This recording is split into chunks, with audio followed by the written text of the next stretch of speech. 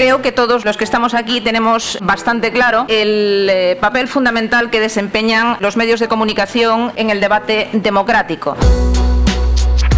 Se pueden adoptar múltiples medidas, diversas políticas públicas que contribuyan al fomento del pluralismo. Nosotros pensamos que en Cataluña el poder nacionalista antes y ahora lo que ha hecho es adoptar una serie de medidas tendentes a instrumentalizar los medios de comunicación al servicio de lo que piensa una parte de la sociedad. Imponer una definición de la realidad. Esto es una manera de explicar en qué consistió el editorial conjunto. ¿Por qué no hubo una reacción similar, digamos un editorial conjunto, en momentos críticos para la sociedad catalana, como cuando aparece el caso Palau, el caso Pretoria, todo esto? ¿Por qué no lo hubo sobre todo en el caso de la confesión de Pujol? Los medios de comunicación actúan como una especie de liderazgo de sustitución o como una ventriloquia donde no sabemos si el que habla es el poder o quien hablan son los medios, ¿no?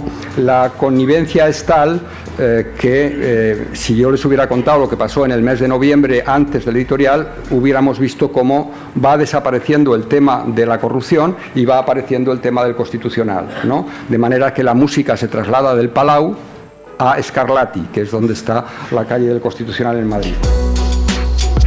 A vegades la saturació produeix un efecte contrari al desitjat i jo crec que efectivament amb el tema del procés TV3 està combustionant, està cremant una mica el procés. El problema de TV3 és que el sobiranisme considera que, clar, que totes les altres teles són anti-indepes. I és veritat. I llavors el sobiranisme diu no, TV3 és la nostra, el que ha de fer és promoure una mica el tema del procés i tal. Quan diuen això hi ha una petita trampa, no? Clar, segons les enquestes del CEO aquest país està dividit, és a dir, meitat indepe, meitat no indepe. Llavors si TV3 és la tele de tots els catalans, clar, resulta que a la meitat dels catalans de les enquestes del CEO que fa la Generalitat no surten o no es veuen representats a TV3.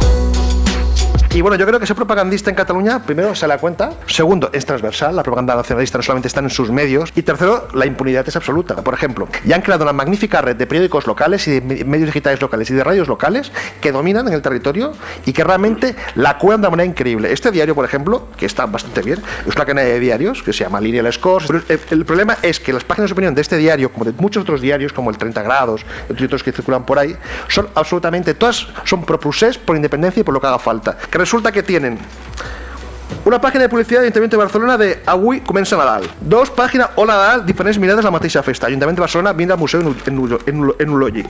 3.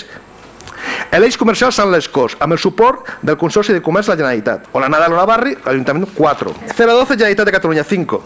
Mercat de Sants presenta, Generalitat de Catalunya 6, Mercats de Barcelona 6 anuncios en un diario de 24 páginas públicos. El CAC durante más de un año llegó a ocultar los votos particulares, a invisibilizarlos, a no hacerlos públicos y da toda la impresión de que por fin se vuelven a hacer públicos porque algunos consejeros deciden filtrarlos a la premsa. La professió en aquest país està callada. Perdona, és que la professió hauria de dir alguna cosa. Perdoneu, jo tornaré a dir, jo sóc indepe, jo sóc des dels 14 anys. Però, hòstia, el que no pots fotre o fas de periodista o portes les idees quan tu d'allò.